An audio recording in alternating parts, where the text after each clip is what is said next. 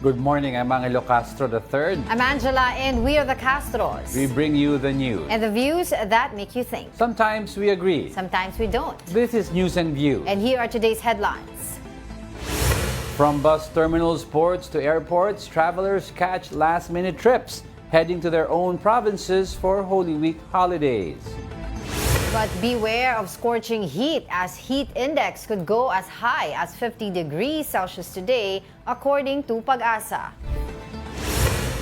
The Commission on Elections orders a Pasay City mayoral candidate to explain racist remarks against Indian nationals during a campaign sortie. Alex Ayala advances to the round of 16 at the Oeiras Ladies Open in Portugal after defeating Dutch player Anouk Couvermans. First in the news, more passengers are expected at the Parañaque Integrated Terminal Exchange today, Holy Wednesday. For more updates, we have Mobile Journal Evan Tarinque. Ayan, Evan, ito na ang Exodus. Ano na ang balita? Diego, nagsa ang mga pasahero ng ang nakikita dito sa loob ng PITX habang patapos na or pasimula na itong Semana Santa. Mas mataas ang volume ng mga pasahero ngayon kumpara sa mga nakaraang araw na ating pagmamonitor dito sa pinakahuling talanga ay nasa 36,000 na ang pasaherong dumaan dito sa terminal ngayong umaga at inaasahan nga na magpipik yan mamaya at buong araw. Inaasahan na nasa 200,000 na pasahero ang dadaan dito sa loob ng terminal. No? Pahirapan na rin na makakuha ng ticket, no?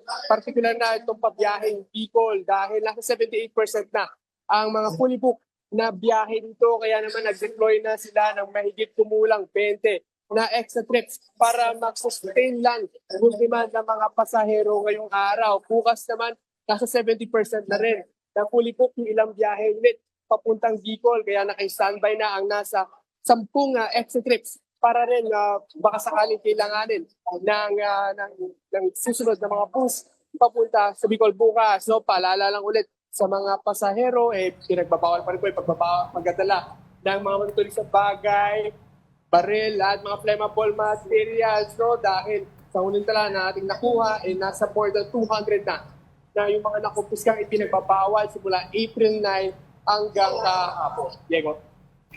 Evan, simula nung Lunes, ilan na ba yung total of passengers na dumagsa dyan ngayon? Angela, simula noong Lunes, actually simula noong April 9, doon sila nagsimula pagbilang ng food traffic dito. Nasa 1.1 million na yung food traffic na kanilang naitala simula April 9. No? At ngayong araw, yung peak inaasahan nasa 200,000 at bukas naman nasa 180,000. So may kita yung trend na ngayon, bukas talaga yung pinakamaraming bilang ng tao. At muling babalik yan pagdating ng Linggo at Lunes kung saan naman pabalik na yung ating mga kapatid dito sa Metro Manila. And kung iikutin nga natin, no, pakita rin natin dito sa loob, nakikita natin yung mga nakaraang araw, maluwag na maluwag tayong nakakapag-ikot dito sa loob ng terminal. Pero ngayon makikita natin, medyo marami na rin yung dumarami na yung bilang ng tao, especially pagdating mamayang tanghali dahil yung ibang mga opisina ay half day lang at mas in-expect na pagdating mamayang tanghali at bukas sa umaga ay talagang tatagsain na yung ng tao itong terminal dito sa Parañaque. Angela? Evan, yung mga karamihan kasi na reklamo na naririnig natin sa mga kababayan natin entering the terminal is yung yung pagdating sa pag-check ng bag sa mga guard dahil doon daw humahaba daw ang pila. May napansin ka ba kung dinagdagan nila ng baggage checkers para at least bumilis ang pagpasok sa loob ng terminal? Yes, Diego. Dito tayo kasi medyo malapit tayo sa may bagging area. No? Kung pupuntahan natin, may kita natin talagang humihigpit yung seguridad dito. So talagang per bag, sinicheck nila ng maayos para nga baka nga hindi na makapasok yung mga ipinagbabawal sa loob ng terminal na makikita natin. Merong 3 lanes dito. Ibig sabihin, tatlo yung mga security personnel na nag-check ng mga bags. Plus, meron pa K9 na nakaan dito sa labas. So usually dito pinapadaan yung mga hindi May promo ang yung Green Cross, mga no? malaking baggage. Buy Dito one, take pinapadaan. one. Hindi yan available sa ibang halal, di ba? Yung promo na buy one, take one. Wag pa rin naman. Ito, hindi pa naman nagkakaroon ng siksikan or matagal na pila dito sa entrance ng terminal. Ayun. So, Evan, tama ba yung nakita ko, no? Tatlong metal detector yon? Tama ka dyan, Diego. No? Tatlong metal detector, yun pa lang yung mag-check sa pagpasok pa lang i-check ka na, dadaan ka na sa metal detector, plus mano-mano ka pang i-check mano-mano pa i-check ng mga security personnel yung bag mo, plus meron pang K9 na K9 dog na i-check naman yung mga lalaking bahagi, yung mga nakamalita, yung mga nakabalon, para talaga siguradong walang kakalusot na pinagbabawal dito sa loob ng terminal. Diego? Panghuli na lang siguro, Evan, meron na ba tayong mga naitalang untoward incident dyan? Or may mga pasahero pa rin na pasaway na nagdadala pa rin ng mga pinagbabawal sa loob ng terminal?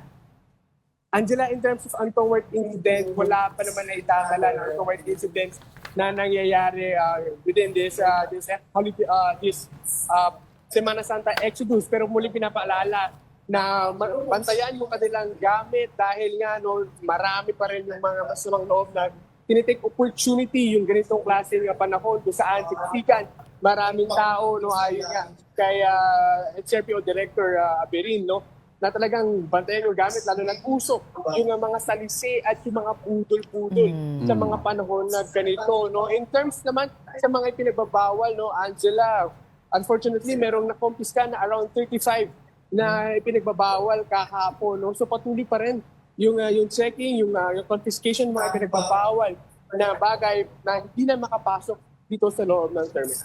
Angela. Okay, thank you, Mobile Journal Evan Terinque, for your report. We'll keep in touch. Now, at least 18 areas in the country may experience a danger level heat index today, April 15, according to Pag-asa. In Los Baños, Laguna, the heat index is expected to reach a scorching 50 degrees Celsius. San Ildefonso, Bulacan may hit 47 degrees Celsius, while Tarlac City, Cavite City, and Tanawan City are expected to feel temperatures up to 44 degrees Celsius. Other areas like Echage, Isabela, Baler, Aurora, and Catarman, Northern Samar may experience 43 degrees Celsius heat. Meanwhile, a 42 degrees Celsius heat index is forecast in parts of Metro Manila, Central Luzon, Mimaropa, and Western Visayas, including Pasay City, Clark Airport in Pampanga, Coron, Palawan, and Iloilo City. Pag-asa warns that heat indexes between 42 degrees Celsius and 51 degrees Celsius pose high risk for heat cramps, exhaustion, and stroke. The public is urged to stay indoors, hydrated, and wear light clothing to avoid heat-related illnesses. Will scorching heat persist throughout the Holy Week? To answer that, we have Pag-asa weather specialist Lori De La Cruz joining us now via Zoom. Good morning, Miss Lori. Thanks for joining us. Good morning din po, Ma'am Angela, Sir Joyco, at sa lahat po na ating mga tagapakinig.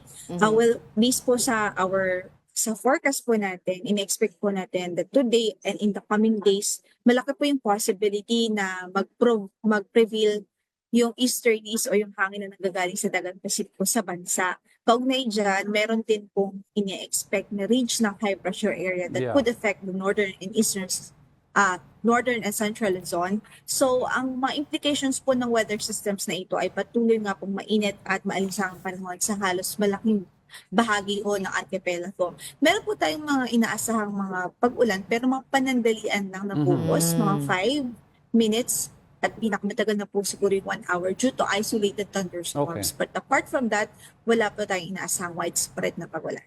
Lori, regarding kasi nung I remember when I was younger, pag nasa beach ka, sabi huwag ka mag-swimming hanggang 3 p.m.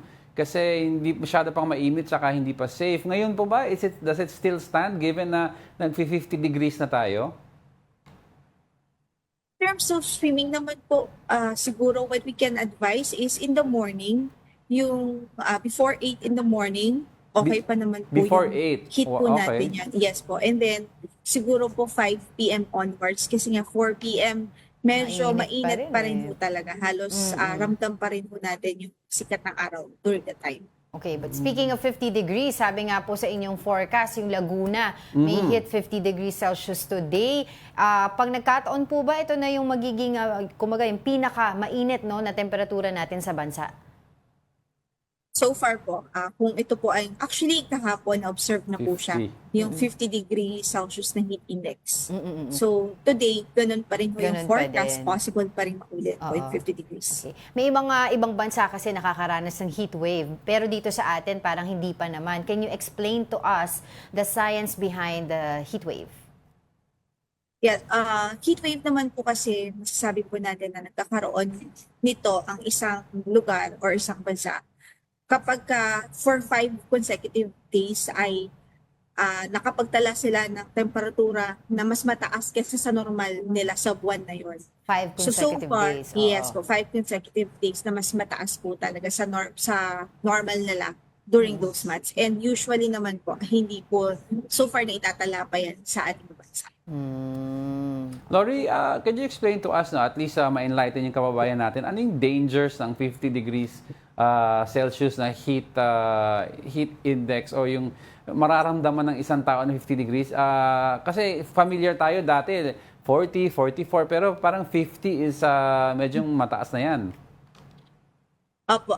Actually, yung formula po kasi sa pagkukuha ng heat index, kailangan meron kang mataas na temperatura. Tapos kung nagkataon din na mataas yung tinatawag nating relative humidity o yung moisture content sa atmosfera. So kapag parehong mataas yun, mataas po yung makukuha nating heat index or init factor. Kasi ibig sabihin po nun, hindi halos nag-evaporate yung init natin sa katawan or yung mga pawis natin hindi nag-evaporate. So as a result, natatrap yung init sa katawan. Kaya yun yung tinatawag natin heat index, yun yung na-perceive natin. Ngayon, yung 50 degrees po, based on our analysis din, kaya po siya nakukuha na ganyan kataas kasi usually natatala po ito pag before yung thunderstorm occurrence. Kunyari yung malapit umulan, Yes. di ba po parang few minutes before yung ulan na yon, grabing init sa pakiramdam. Yes, yes. Kasi po, ibig sabihin yung moisture content natin, napakarami during that time. At natataon na mataas din yung temperatura dahil katanghalian or early afternoon natatala yung mga thunderstorms na ito. So, yun po yung nakikita natin. Tapos after na mabuhos yung ulan, during the time na nabubuhos ang ulan, medyo naiibsan ng konti. So kahit pa paano, hindi tayo na-expose ng grabe sa 50 degrees Celsius na init factor na yun. Pero after the ulan or after ng buhos, medyo mararamdaman ulit natin, medyo mainit pa rin ulit yung pakiramdam or maalinsangan pa rin. Dahil again, meron ulit na mga moisture and water vapor na na-observe sa ating atmosphere. Alright, on that note, maraming salamat po sa inyong oras, Pag-asa Weather Specialist Lori De La Cruz. Maraming salamat po and have a blessed Holy Week. Thank you din po. All right, in other news, poll watchdog Contra Daya has filed a disqualification case against vendors' party list before the COMELEC, claiming its nominees do not represent the marginalized sector. Now, here's our report. Tanggalin na natin ang Bombay! Para wala nang amoy sibuyas na naiiwan sa passenger. This is the viral statement of incumbent Pasay City Councilor and mayoral candidate Edita Wawi Manguera during a campaign event. The remark, allegedly targeting foreign students studying at Pasay City General Hospital, was not well received by the Commission on Elections. Lalo na patungkol sa issue ng racism. Hindi po magandang biro. COMELEC has issued a show-cause order to Manguera for possible violation of anti-discrimination and fair campaign guidelines. She has 3 days to explain. COMELEC is also set to hear the complaint filed by Contra Daya against the vendors' party list. The group alleges that the party list top 3 nominees do not come from marginalized or underrepresented sectors, which they argue should lead to cancellation of its registration. Hindi talaga mga vendor. Yung isa, kontratista sa DPWH, at yung iba pa ay mga malalaking negosyante.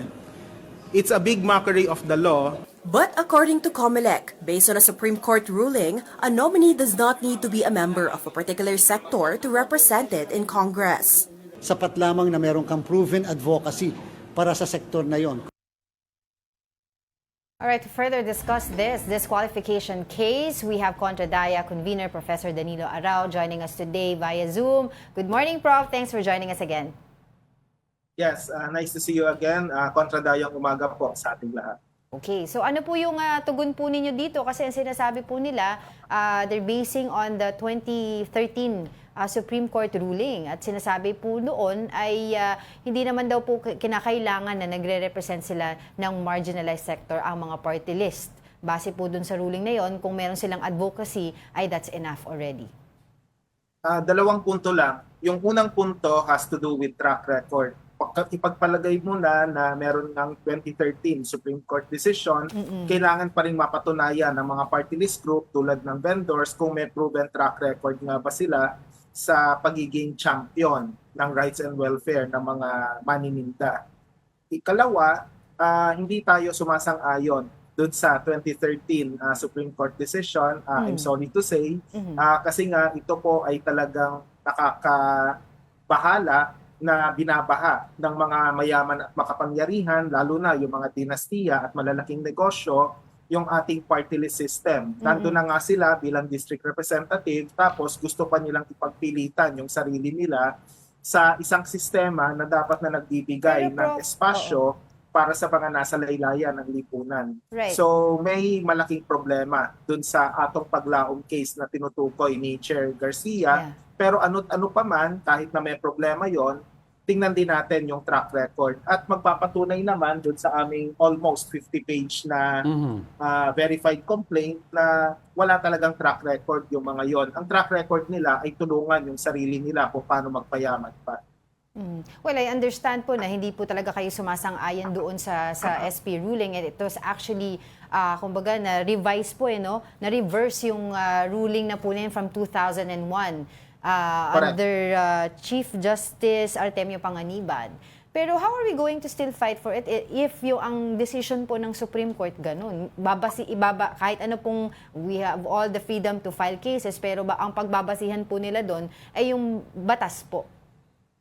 Okay, pwedeng sabihin ng COMELEC na they're bound by the law at whether ano man ang gustuhin nila, yun ang batas. Pero tandaan natin, Angela and Diego, na merong quasi-judicial function yung COMELEC, and there is a way to have a careful reading of the law in a way na nire-reflect pa rin kung ano yung esensya ng 1995 Party List System Act at yung 1987 na Philippine Constitution.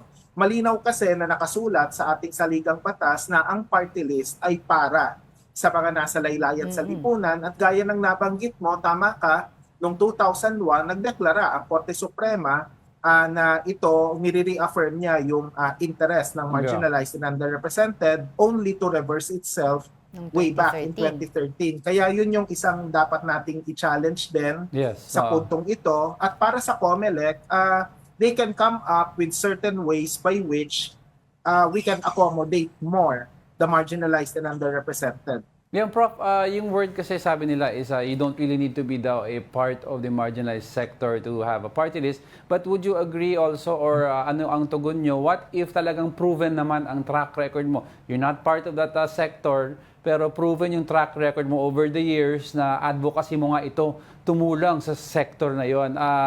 Is that okay with your group? Well, una sa lahat, kahit na meron kang proven advocacy or proven track record, the genuine track record that we are referring to should be the one where you are really rooted in the sector that you represent. Let's talk about certain concrete measures. For example, sinasabi mo, ikaw ay makamanggagawa. Kung ang advokasya mo ay para sa manggagawa, hindi po pwede na ikaw ay napakataas ng income mo, samantalang mababa naman talaga yung minimum wage. Kumbaga, makikipamuhay ka talaga dapat sa mga manggagawa. So yun yung esensya ng advocacy and being the champion. Hindi yung parang part-time mo lang, pupunta ka sa isang posh subdivision na doon ka nakatira, and then paminsan-minsan bibisita ka sa picket line, tapos sasabihin mo, champion ka na ng mga manggagawa. Those are trapo tactics that would have to be exposed. Even if you can argue that it's technically legal, it's still worth challenging before the appropriate courts, even including the Supreme Court. Yeah, pero Prof, ang question dito is ano ba talaga kasi iba-iba ang kanya-kanyang madaming gray areas eh. Ano ba talaga definition ng marginalized sector? Because if you look outside sa mga billboard ngayon, meron party list for a family, may party list for province. Pero 'di ba ba't kailangan mo ng party list for a family? Ba't kailangan mo ng party list for a certain province? Eh meron naman representative diyan from the current districts.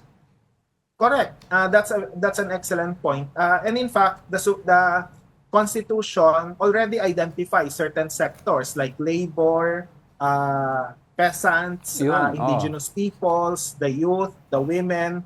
Tapos may nakasulat doon and other related sectors. So yung mga kaugnay na sektor na nabanggit natin kanina with the exception of the religious sector. So doon, sinasabi talaga hindi uubra yung religious sector by virtue of the separation of church and state. Yun lang yung pinagbabawal sa ating saligang batas. Kaya nga kung babalikan natin yung Constitution, we need to reaffirm what the objective of the party list system is. Totoo, there are certain legal challenges and through this particular verified complaint, we should be able to challenge existing legal jurisprudence so that the interests of the marginalized will be duly promoted and upheld. Should we actually revise, Prof, the party list, yung batas para sa party list, or should we simply just amend it and add a more specific definition of what other sectors means? Kasi for example, yung case in point, yung party list para sa pamilya, pwede naman i-argue yan sa Supreme Court, it's part of a relevant sector. Kasi may bata ka, may nanay ka, kasi may argument yan eh. So should we just amend it and make it... Maraming pamilya na Let's nasa just make it marginalized sector. once and for all, let's remove the word and other sectors. Let's be specific.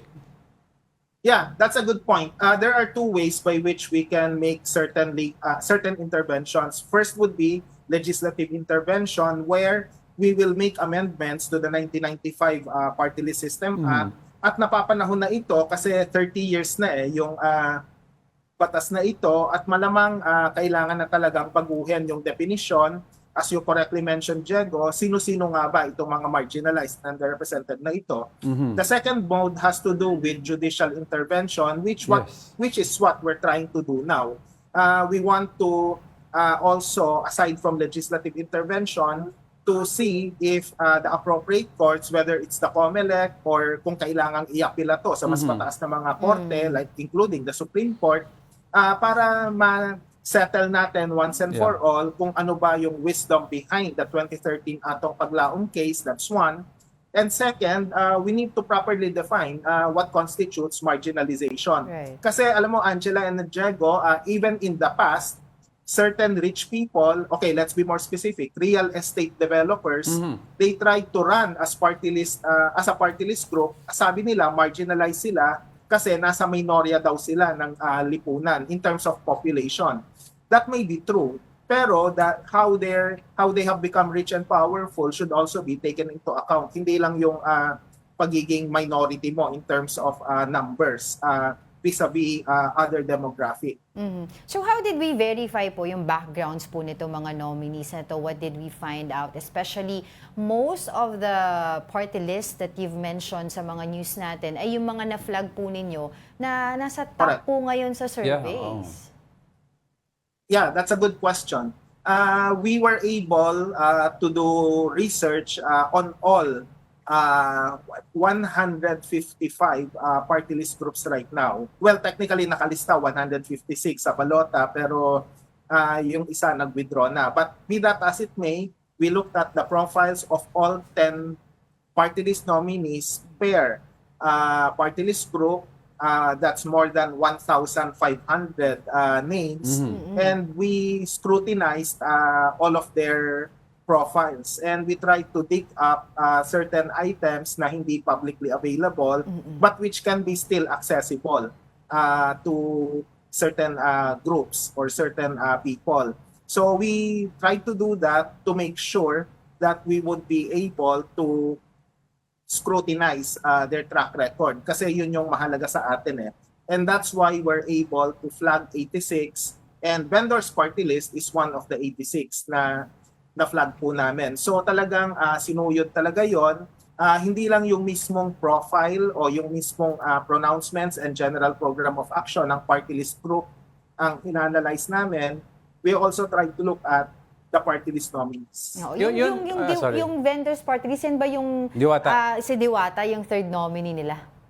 Tama ba? Fourth nominee po. Fourth pala, fourth. So with that, So kung yeah, regarding dugtong lang, Prof, no, yung kay Diwata. So, what if nga sinasabi mo, sa 4 na nominee, 3 doon ay hindi part of the sector, pero may isa galing legitimately from the sector, payag kayo, basta kunyari siya ang first nominee?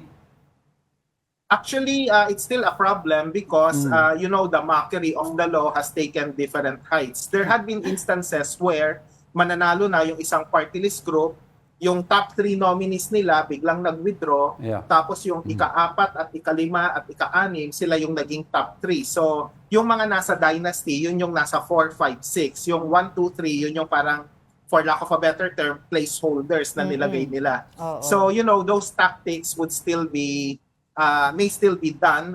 We don't know what's gonna happen during the time na nagkakanvassing na ng botohan. Kasi doon nangyayari minsan yung withdrawal.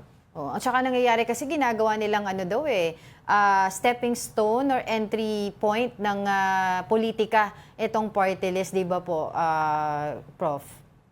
Yeah, it can be a training ground. For example, meron yung nanay-tatay mo, district representative o local official, tapos yung anak, ginagawa mong party list representative, tapos pagka natapos na pagka nasagad na yung term limit ng mga experience magulang, na. edi yung naman yung papalit, yung anak naman na nakapag-practice na. Kumbaga parang pinagpa-practicean mo lang yung party list representation. And there have been cases, mind you, Angela and Diego, may mga mayor at gobernador na nasagad na yung term of office nila.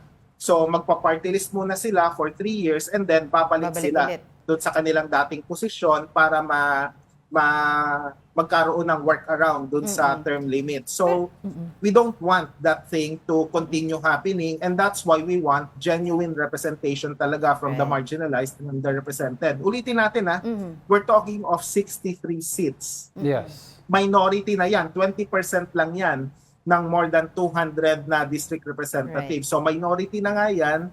Di ba dapat it makes Bigay na sense na talaga sa ipaubaya minority. mo na yan sa mga nasa laylayan sa lipunan. Pero yun na nga, for lack of a better term, I'm sorry if I say this on national television, masyadong garapal o matindi yung impunity ng mga mayaman at makapangyarihan. Kaya parang sinasabi nila, itong para sa laylayan sa lipunan, amin din yan. Kasi may pera kami. So we don't want that to happen. Right. And through our disqualification petition or through our verified complaint, we want that to stop somehow. Pero Prof, finally, how hopeful are you and the rest of the Kontradaya na magiging positive yung outcome nito, knowing na it's already midterm elections in a few weeks? Yeah, of course, under the rules of the COMELEC, you can file complaints like this during the time that COMELEC has jurisdiction over the party list groups or even other candidates. So pwede naman yan. So of course, we're hoping for a swift resolution of the case at kahit na under the law, kung mapoproklama, halimbawa, manalo yung vendors, dahil may pending na kaso, their proclamation will be Put on hold. withheld until such time that the COMELEC will decide on it. At manalo matalo yung kaso namin, we are somewhat happy na napag-uusapan na itong isyung to, una, at pangalawa, manalo matalo, we will always explore legal options, judicial intervention man yan o legislative intervention so that we can finally reform the party list system so that the interests of the marginalized and underrepresented will be withheld. All right, thank you for Upheld. As always, thank you for your insights, Prof, and your time. And we hope to have you again. That was Contra Daya Professor and Convener Danilo Arao. Thank you so much. Thank you. We'll be back with more stories after the break. Keep it here on One News.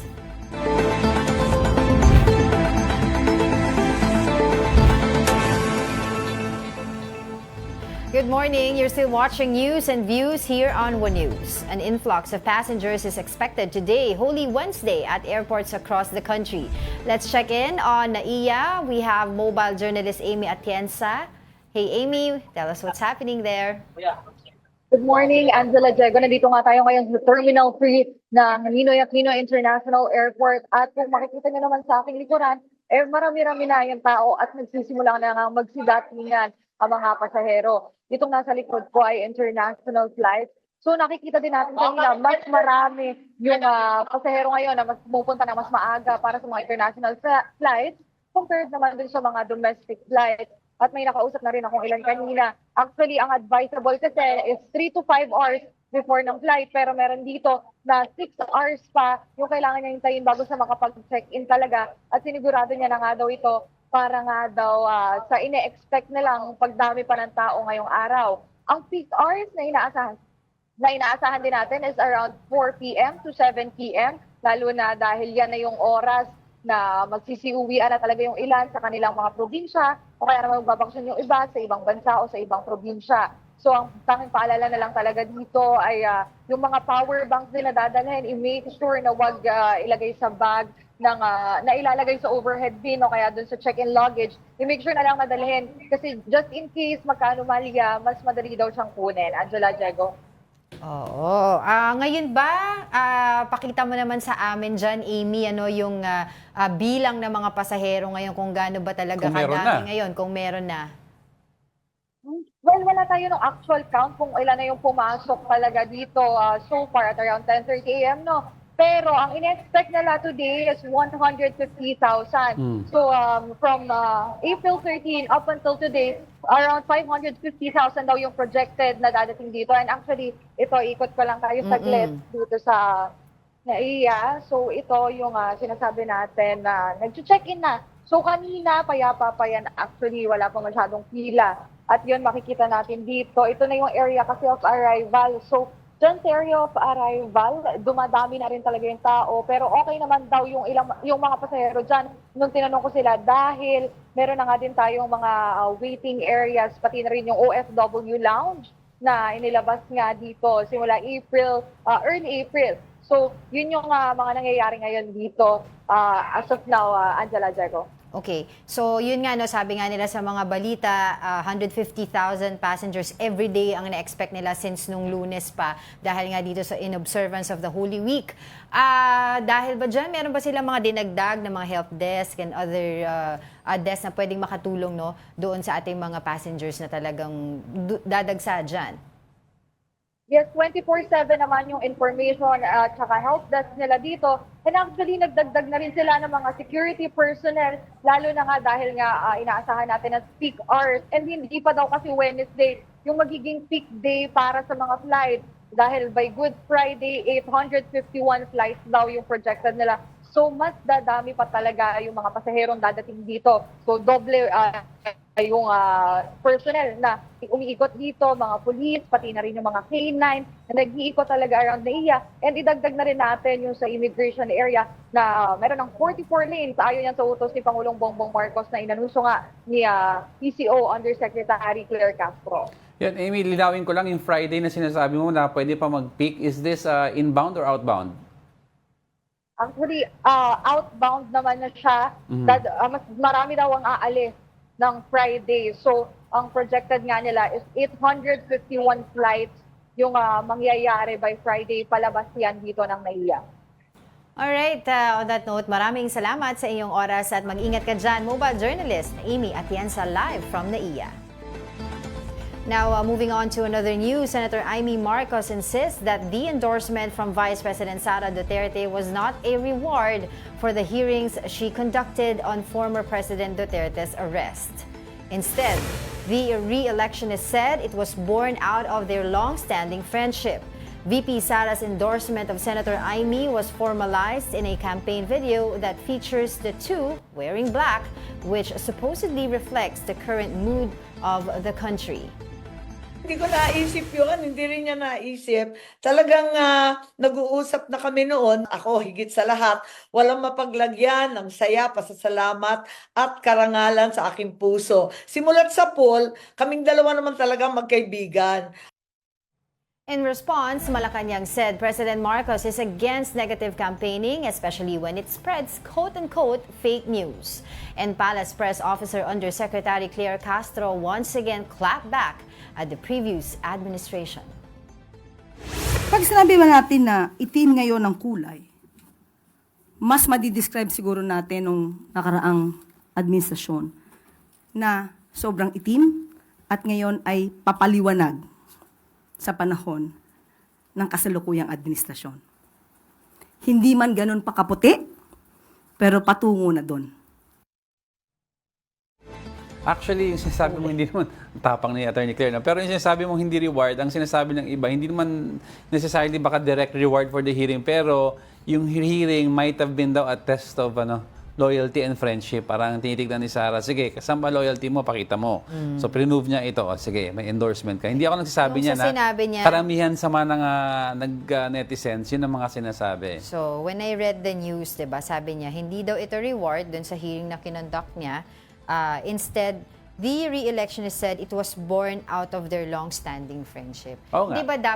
Hindi ba dapat ang pagko-conduct ng hearing pag nakikita mo meron ka talagang mali, hindi dahil kaibigan mo yung tao, or meron kang dapat na in aid of legislation? If you're really a politician that's with your mind and heart towards your country, diba? You know what I mean? Wala kang pakialam kung sino kaibigan mo, Yes, di ba? Oo. that's my point. If I have to conduct a hearing because may feeling ako na dapat may butas ng batas na dapat, teka lang, magulo to. Let's fix this law for the country. Oo. Mukhang you have to take a look at the Pero may sagot but you have to take a look at the commercial na ginawa, and mataas ang quality ng yung ad na ginawa nila, and it takes weeks. Post-prod pa lang yan, tsaka when you shoot. Alam natin lahat yan. Pero all of a sudden, after yung hearing, meron ka ng commercial na Yeah. Pero yung sagot nga, of course, yung ibang mga supporters ni VP Sara, medyo against sila dito, but they trust the Vice President daw, kaya sumusuporta sila. Kaya nga nagkaroon nga 'di ba yung politics is addition. Ano yung nila yon, yung quote na sinasabi nila pare-parehas. Pero may buwelta si Harry Roque, sabi niya, "Hoy mangga." Mangga, sabi niya, ang mangga will always be mangga daw. Oo, hindi daw pwedeng magkaroon ng bunga ang puno ng mangga ng santol. So parang sinasabi niya, baka parehas lang kayo ni President, parang he doesn't trust Senator Amy Marcos pa rin. Pero parang mandami ng mga meanings nung sa netizens, sabi manggagamit. Sabi nga ng iba, ba't nagko-comment daw si Spokes Harry Roque, wala naman siya sa Pilipinas para bumoto. Diba, nag-asylum siya, so he's giving up his rights to vote. Anyway. Diba? Alright, in other news, the Philippine National Police vowed to intensify its efforts against kidnapping following the recent abduction and killing of a businesswoman, Anson Ke, and his driver. Businessman and his driver. PNP Director for Police Community Relations, Major General Roderick Agustus Albas, said the police force is already working on reorganizing the PNP anti-kidnapping group to better respond to such crimes. Alba also said the PNP is coordinating with the Filipino-Chinese community, proposing the creation of a Chinese-Filipino community help desk to build stronger ties and improve response capabilities. Pilot testing of the help desk will be conducted in areas with large Chinese-Filipino populations, including Binondo in Manila, Cebu, Davao, Iloilo, and Central Luzon. Now, if we see that magiging successful yung project na ito po ay ito pong long-term, isa sa mga long-term solution or interventions ng PNP na ma-address po natin yung mga incidents na ganito po. A maritime law expert welcomes the labeling of West Philippine Sea on Google Maps, but stresses out this may not be enough. Here's the report. This Chinese ship was spotted by the crew of the Philippine Coast Guard's BRP Cabra past 10:30 a.m. on Monday. That time, BRP Cabra was patrolling along Capon Grande in Zambales when the Chinese vessel approached them. This is China Coast Guard vessel 21612. China has indeed multiple sovereignty over the Hawaiian Island and its adjacent waters. At one point, according to the PCG, the Chinese Coast Guard ship tried to block the BRP Cabra, but eventually sailed away. The China Coast Guard vessel 21612. This is Philippine Coast Guard vessel BRP Cabra. MRRV 4409. You are advised that you are currently sailing within the Philippine Exclusive Economic Zone. Meanwhile, over at Itbayat, Batanes, the PCG flew its plane to monitor another Chinese research vessel spotted sailing in the area. The PCG repeatedly tried to radio the vessel, but the calls were ignored. The Philippines has consistently protested China's incursions into its exclusive economic zone, an area Beijing claims even though it's much further away from it. But on April 14, Google Maps formally marked the ocean west of the country as the West Philippine Sea, sending social media cheering. The armed forces naturally also welcomed this inclusion, saying it affirms international recognition of the country's sovereign rights as upheld by the 2016 arbitral ruling under UNCLOS. However, the WPS label can't be used as a tangible proof that China's entry into our EEZ is illegal. Google follows local naming conventions, and as they said, it's long been called WPS, they just made it larger and easier to see. Speaking on the big story, maritime law expert attorney Jay Batong-Bakal said that while the WPS label on Google Maps is a welcome development, this also means wider recognition among private entities. We thank Google, of course, for doing this, but we also have to keep in mind that as a private company, Google is not a representative of, say, any country, no? So what it means really is that it's more of the widening recognition among private entities, citizens, and both natural and juridical, no? Of awareness of the Philippines and its rights and entitlements. More importantly, Batong-Bakal expressed concern over China's exploration of the Philippines' inter-island waters using drones. It can be used for both scientific and or military purposes, the kinds of data that these drones are designed to collect. No?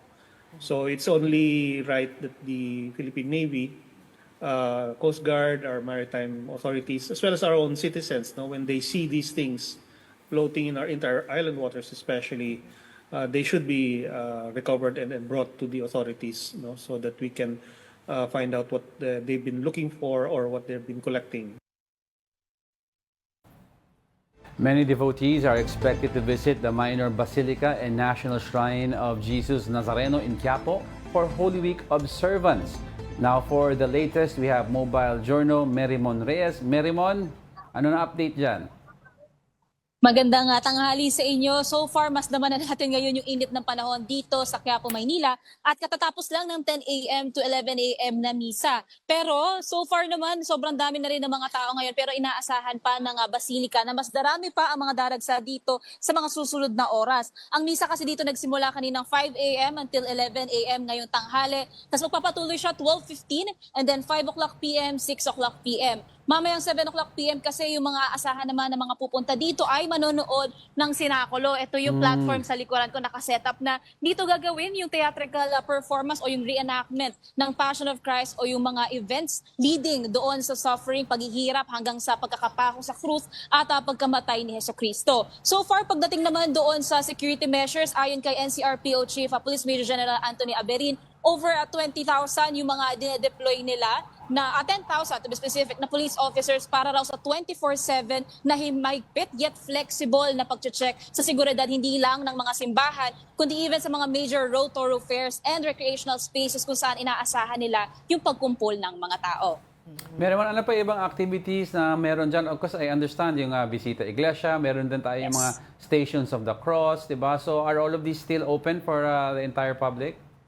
Yes, actually yung Visita Iglesia, ginagawa talaga siya tuwing Monday, Thursday, bukas. Pero base sa mga nakausap din natin dito, kaya rin nila ginagawa yung mas maaga na. Kasi even kaninang 7 a.m., marami lang nag-Stations of the Cross at nagdarasal sa loob nitong Quiapo Church. Ang sabi nila, inuunahan na raw nila yung init ng panahon, yung pakikipaglaban daw sa mas marami pang tao na pupunta sa mga susunod na araw. While the others naman, uuwi daw sila ng kanilang mga probinsya. So yung mga simbahan na pwede na raw nilang daanan dito sa Kamaynilaan, inuunahan na raw nila. Okay, Marymon, lastly, baka meron tayong mga traffic routing schemes na dapat malaman ngayon dyan sa Manila dahil dun sa bulto ng mga kababayan natin na pupunta dyan. And of course, may mga nakasara na kalye dahil dun sa mga activities.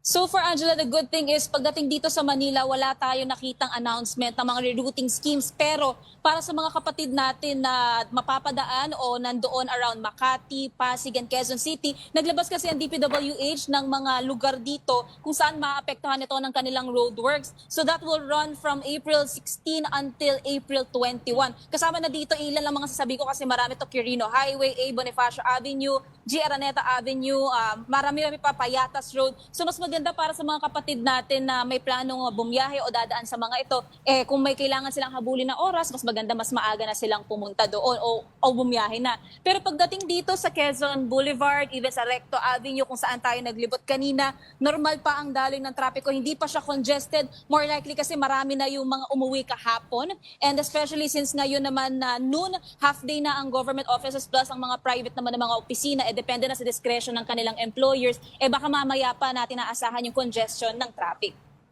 Alright, mag-iingat ka dyan. Maraming salamat, mobile journalist Marymon Reyes. Don't go away because we're not done yet. Stay with us.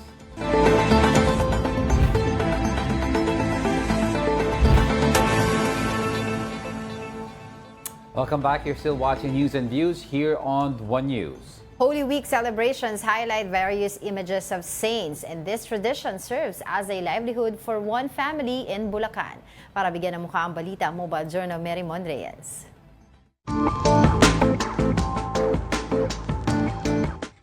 May kanya-kanyang panata ang mga Pilipino tuwing mahal na araw. May nagpepenitensya, sumasama sa mga prosesyon, o kaya'y nagdarasal sa misa. Meron din gumagawa ng imahe ng mga santo, tulad na nakilala ko mula sa Bulacan.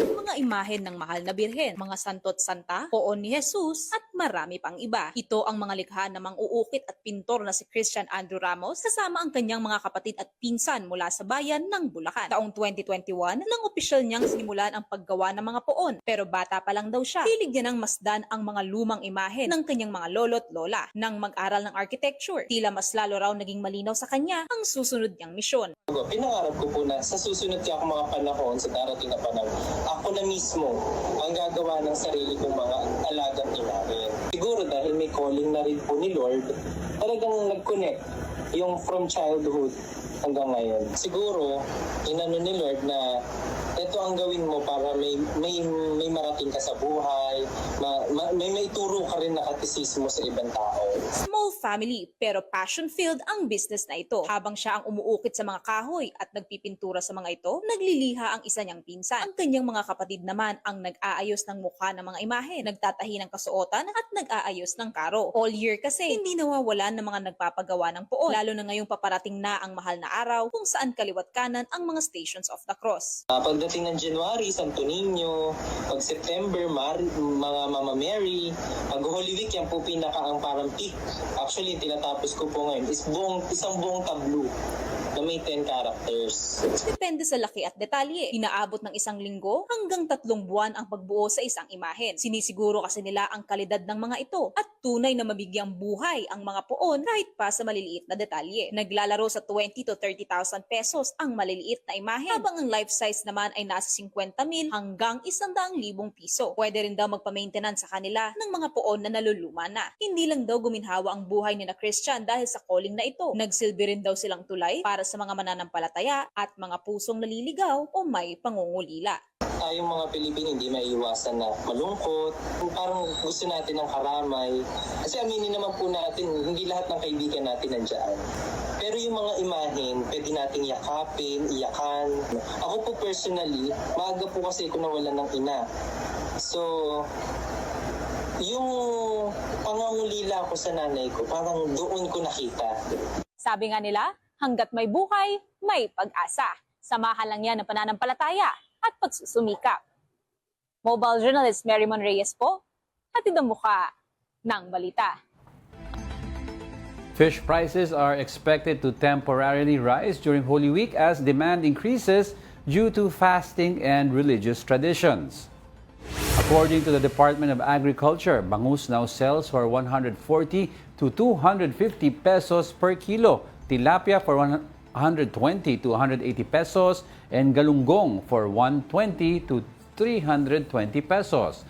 The DA noted the movement is still within expected levels. In Quezon City's Kamuning Market, vendors reported a 10 to 50 pesos jump in fish prices, citing a limited supply. The DA is closely monitoring prices and warned that vendors taking advantage of the season may face penalties.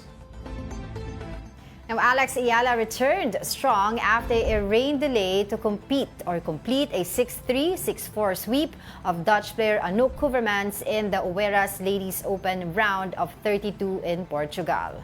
The match was halted Monday with Couvermans leading 4-2 in the second set.